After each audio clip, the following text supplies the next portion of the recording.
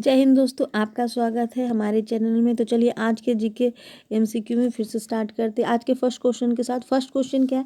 भारत शासन अधिनियम 1935 को किसने गुलामी का अधिकार पत्र कहा? मतलब किसने कहा है गुलामी का अधिकार पत्र 1935 को? महात्मा गांधी जी ने, मौलाना अब्दुल कलाम ने, सुभाष चंद्र बोस ने, पंडित जवाहरलाल नेहरू ने। किसने कहा है? तो आंसर बताइए। ऑप्शन डी होगा, पंडित जवाहरलाल नेहरू ने।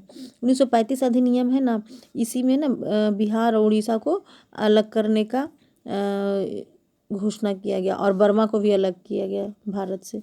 ठीक है, चलिए नेक्स्ट क्वेश्चन पे। सेकंड क्वेश्चन, निम्नलिखित में से कौन सा अधिनियम प्रस्तावना विहीन है? प्रस्तावना विहीन कौन सा? 1909 का अधिनियम, 19 का अधिनियम, 1935 का एक्ट और या इनमें से कोई नहीं? तो कौन सा है? देखिए 1909 का अधिनियम है जो प्रस्तावना विहीन था। इसको मार्लो मिंटो एक्ट भी बोला गया। इसी में ना मुस्लिम के लिए अलग से पृथक क्षेत्र का घोषणा किया था इस अधिनियम के तहत अंग्रेजों ने। ठीक है, अब इसको बुरा क्यों बोला गया? क्योंकि उसने वो हिंदू और मुस्लिम को अलग करना चाहता था, इसीलिए 1900 एक्ट का प्रस्तावना विहीन बोला गया। थर्ड क्वेश्चन पे आते हैं। ओके, संसद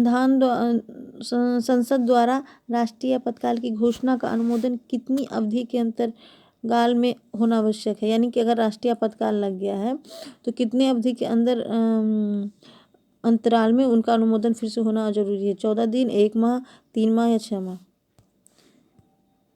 तो कितने माह में? 1 माह में। ठीक है, राष्ट्रीय आपातकाल लगने पे 1 माह के अंदर अभिवादन उसका संसद में फिर से होना जरूरी है।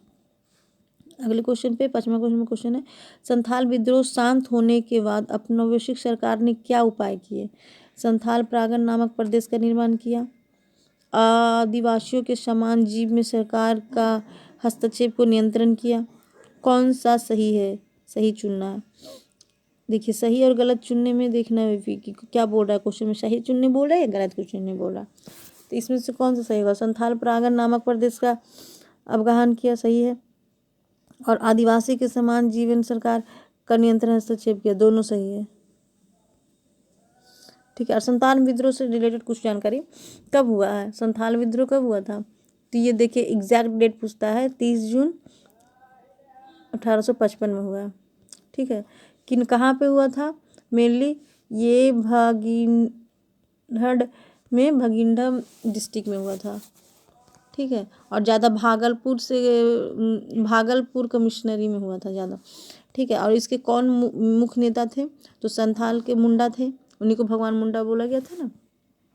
फिर इस संथाल विद्रोह का चर्चा कहाँ पे है? तो देखिए इसका चर्चा ना दास कैपिटल एक बुक है, दास कैपिटल एक बुक है इंडियन हिस्ट्री का, उसमें इसकी चर्चा है। चलिए नेक्स्ट क्वेश्चन पे चलते हैं। निम्नलिखित में से कौन सा थियोसॉफिकल सोसाइटी की धार्मिक शिक्षाओं का मूलभूत बिंदु में से एक नहीं है? थियोसॉफिकल सोसाइटी के मूलभूत में से एक नहीं है, बताना। ईश्वर की एकता और ईश्वर की गुणवाक्ति उत्पत्ति, प्राणियों का आध्यात्मिक प्राणोक्रम, या सार्वभौमिक भाईचारा, या प्रार्थना व पवित्रता। तो कौन से नहीं है इसका एक मूलभूत? तो कौन होगा? ऑप्शन ए होगा, ईश्वर की एकता और ईश्वर की गुणात्मक उत्पत्ति। ये नहीं मानता था थियोसॉफिकल सोसाइटी। अब थियोसॉफिकल सोसाइटी से रिलेटेड कुछ जानकारी। थियोसॉफिकल सोसाइटी के प्रमुख नेता कौन थे? तो देखिए इसके प्रमुख नेता कौन थे? कर्नल अरकाश थे, फिर HP ब्लामा टास्की थी, फिर इसके बाद एनी बेसेंट थी जो इंडिया में आई। तो ये थोड़ा सा ज़्यादा थियोसॉफिकल सोसाइटी को फैलाई। कब आई थी? 1915 में आई थी। ठीक है, और ये कर्म के सिद्धांत पे विश्वास करता था थियोसॉफिकल सोसाइटी कि कर्म करो तब होगा। Next question, 8 number question, Ishwar Chandra Vidyasagar ने 19वीं सदी के महान बंगाली विद्वान या समाज सुधारक थे, कथन है। फिर कारण इसका दिया हुआ, ईश्वर चंद्र विद्यासागर ने विधिवत पुनर्विवाह के पक्ष में जोरदार आंदोलन चलाया तथा इनके प्रयत्नों के फलस्वरूप 1856 में ही लॉर्ड डलहौजी द्वारा विधवा अधिनियम पारित हुआ। तो बताइए कौन कौन सही है? तो चलिए ऑप्शन पे चलते हैं। ऑप्शन पे देखिए ए सही है, आर गलत है। आर क्यों गलत है बताती हूँ। ऑप्शन होगा इसका बी। क्यों गलत है यार? ये ईश्वर चंद्र विद्यासागर समाज सुधारक थे तो बहुत बड़े विद्वान थे, समाज सुधारक थे, ये सही है। लेकिन ईश्वर चंद्र विद्यासागर ने विधवा पुनर्विवाह चलाया और 1856 में चला, बट लॉर्ड डलहौजी के टाइम में नहीं। ठीक है, ये गलत है। चलिए, तो यहाँ पे ये गलत था। नेक्स्ट क्वेश्चन पे चलते हैं।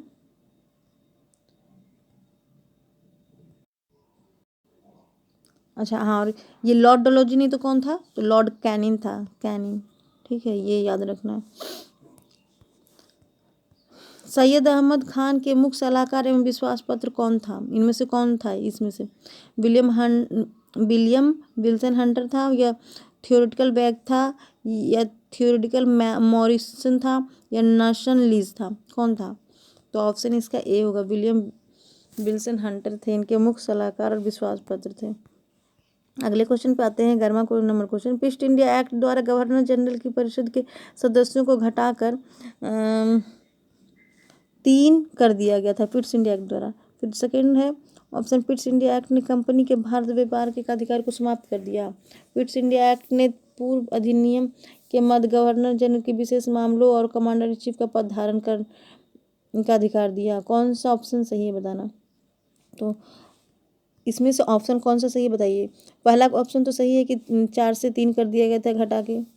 ठीक है, और ये एकाधिकार, व्यापार का एकाधिकार ईस्ट इंडिया एक्ट में नहीं, 1833 अधिनियम में आया था। ठीक है, और ये ईस्ट इंडिया एक्ट के द्वारा एक पूरक अधिनियम आया, उसके मध्य गवर्नर जनरल का विशेष कमांडर इन चीफ का पद दिया गया। ये सही है, तो यानी ऑप्शन 1, 3 यानी सी होगा ऑप्शन। देखिए, ये सब बहुत इंपॉर्टेंट क्वेश्चन है बीपीएससी के लिए और अदर क्वेश्चन के लिए, अदर एग्जामिनेशन के लिए भी। लेकिन आप चलिए 12 नंबर क्वेश्चन पे, भारतीय संविधान द्वारा प्रदत्त मौलिक अधिकारों के बारे में कौन सा कथन गलत बताना। कौन सा गलत है? भारत के मौलिक अधिकारों को संवैधानिक संरक्षण प्राप्त है। मौलिक अधिकार पूर्ण और सरकार इस पर कोई प्रतिबंध नहीं लगा सकता। मौलिक अधिकार व्यक्ति को राज्य और मनमाने या अन्य पूर्ण कार्य से बचाता है। या डी, भारत के मौलिक अधिकार न्याय संगत प्रकृति के। तो कौन सा ऑप्शन गलत बताइए, कौन सा है? ऑप्शन बी गलत है। मौलिक अधिकार पूर्ण अधिकार है, बट प्रतिबंध तो लगा ही सकता है ना सरकार, इमरजेंसी के टाइम में लगाता है ना प्रतिबंध, इसीलिए। बाकी सब सही है। अगले क्वेश्चन पे आते हैं। विचार कीजिए, मतलब बताना है उपयुक्त में से जो आयोग का गठन हुआ उसका सही क्रम बताने, कौन पहले या कौन बाद हुआ। तो बताइए, सबसे पहले कौन सा हुआ? सबसे पहले धर आयोग आया जून 1948 में। ठीक है, इसके बाद JBP समिति आया दिसंबर 1948 में, और फिर 1953 में फजल अली आयोग है, उन्होंने राज्यों को भाषा के आधार पर गठन करने का सहमति दे दिया। तो कौन सा ऑप्शन होगा? 2, 3, 1। 2, 3, 1 किसमें? ऑप्शन सी में, ऑप्शन सी आंसर। अगले क्वेश्चन पे चलते हैं। भारत संविधान के अधिनियम केवल भारत के नागरिक के लिए कौन सा अधिकार प्राप्त है? सिर्फ भारत के नागरिक के लिए पूछ रहा, बाकी तो सब बहुत सारा मौलिक अधिकार है 1235 से तक, बट सिर्फ केवल भारत के लोगों के लिए कौन कौन सा मौलिक अधिकार प्राप्त है? विधि के समक्ष समानता का अधिकार, धर्म, मूल, वंश, जाति, लिंग, जन्म के स्थान पर किसी आधार पर विभेद का प्रतिषेध का अधिकार, प्राणदेह की स्वतंत्रता का संरक्षण, गिरफ्तारी या निरोध के संरक्षण का अधिकार। तो कौन सा सही है? देखिए, ऑप्शन बी सही है। धर्म, मूल, वंश, जाति, लिंग, जन्म स्थान के आधार पर विषय विभेद का प्रतिषेध का अधिकार, मतलब कि अपने धर्म और वंश को वो फॉलो कर सकता है, लेकिन विदेशी लोग यहाँ पे आके नहीं भारत में कर सकते। देखिए, सिर्फ इंडियन के लिए, इंडियन को कौन कौन सा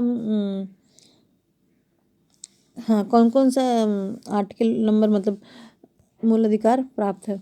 तो article number 15, sorry, article number 15, 16, 19 और 29 और 30। देखिए, ये आर्टिकल नंबर 15 यही है, धर्म, मूल, जाति का अपना अधिकार प्राप्त कर सकता है। 16 है ना, मतलब समान वेतन के लिए। फिर 19 में है ना, आप कहीं भी रह सकते हैं, यानी कि रहने की स्वतंत्रता, बोलने की, भाषण करने की स्वतंत्रता, इसमें 19 में। 29, 30 है ना, अल्पसंख्यकों के लिए है। ठीक है, ST SC के लिए अपना, उन लोग के लिए है। चलिए 15 नंबर क्वेश्चन पे आते हैं। भारतीय संविधान का कौन सा विशेषताएं ऑस्ट्रेलिया के संबंध से अभिप्रेरित है?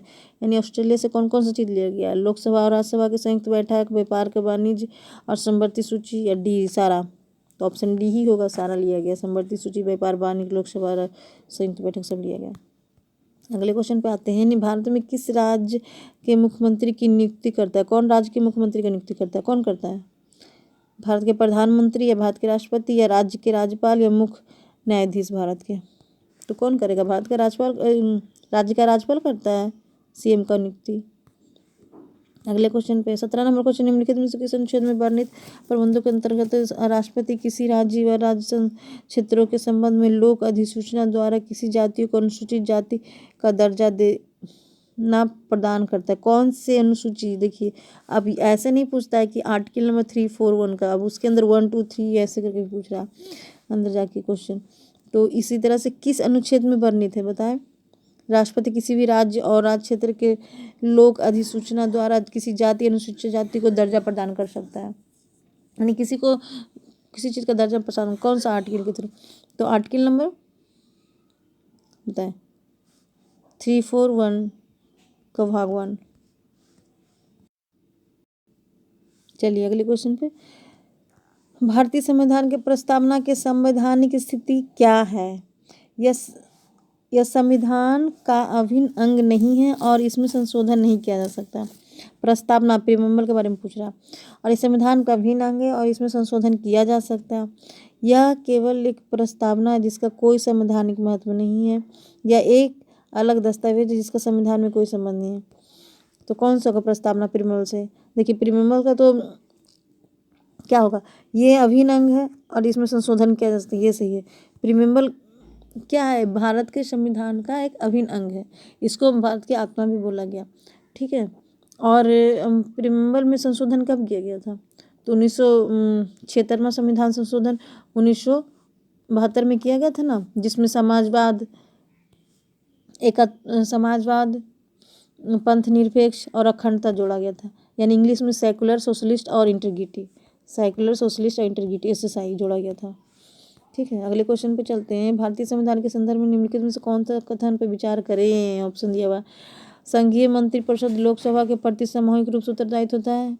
संघीय के मंत्री प्रधानमंत्री के प्रसाद पर्यंत अपने पद को धारण करते। कौन सा सही है?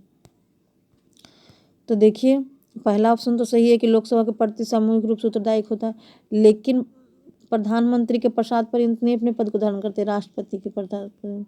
राष्ट्रपति ना सबको नियुक्त करता है, ठीक है। और इसमें से देखिए आर्टिकल नंबर 75 में बोला गया है, 75 के ए में बताया गया है कि राष्ट्रपति पीएम को नियुक्त करेगा, और 75 के 2 में फिर बोला गया, 75 के सेकेंड में बोला गया कि पीएम जो नियुक्त होगा ना उसी की सलाह से अदर मिनिस्टर को फिर नियुक्त करेगा राष्ट्रपति। और फिर 75 के 3 में बोला गया कि संघीय मंत्रिपरिषद लोकसभा के प्रति, यानी जो फर्स्ट नंबर ये है ना 75 के 3 में है, आर्टिकल नंबर 75 के 3 में बोला कि लोकसभा के प्रति उत्तरदायित्व होगा जो मंत्रिपरिषद बनेगा। चलिए अगले क्वेश्चन पे, भारत के संविधान में किस भाग में कुछ वर्गों के संबंध में विशेष उपबंध का वर्णन है? विशेष उपबंध का 14 में, 15 में, 16 में, 17 में, किस में है? तो कौन से भाग में बोला गया? तो भाग नंबर 16 में, सी। देखिए भाग नंबर 16 में तो विशेष उपबंध किया गया, मतलब SC/ST कास्ट के लिए। और भाग नंबर 14 में क्या है? तो राज्य और संघ के बीच में जो भी कार्य होगा उसका सारा चर्चा 14 में किया गया। 15 में तो इलेक्शन का, निर्वाचन का है चर्चा, और 17 में राजभाषा का, ठीक है, भाग 17 में। तो अगले क्वेश्चन पे चलते हैं। निम्नलिखित में से कौन सा एक सही सुमेलित नहीं है? बताइए। अनुच्छेद 39A में क्या है? समान न्याय और निःशुल्क विविध सहायता, ये तो सही है। अनुच्छेद 40 में ग्राम पंचायतों का संगठन 40 में बोला गया। ये 44 में समान नागरिक संहिता, ये भी सही है, लेकिन डी नंबर गलत है। 48 में न्यायपालिका और कार्यपालिका के पृथकीकरण, ये आर्टिकल नंबर 50 में बोला गया, नॉट 48 में। 48 में क्या गया ना, दुधारू पशुपालन के लिए प्रबंध दिया गया कि उनको कुछ विशेष छूट और उसके संरक्षण के बारे में। चलिए तो फ्रेंड्स आज हमारा ये टोटल 20 क्वेश्चन था, और देखिए कितने लेस के टाइम में बहुत इंपॉर्टेंट क्वेश्चन था। तो प्लीज़ अगर आपको अच्छा लगा तो लाइक करिए और शेयर करिए, और मिलते हैं नेक्स्ट वीडियो में। अगर सो थैंक यू।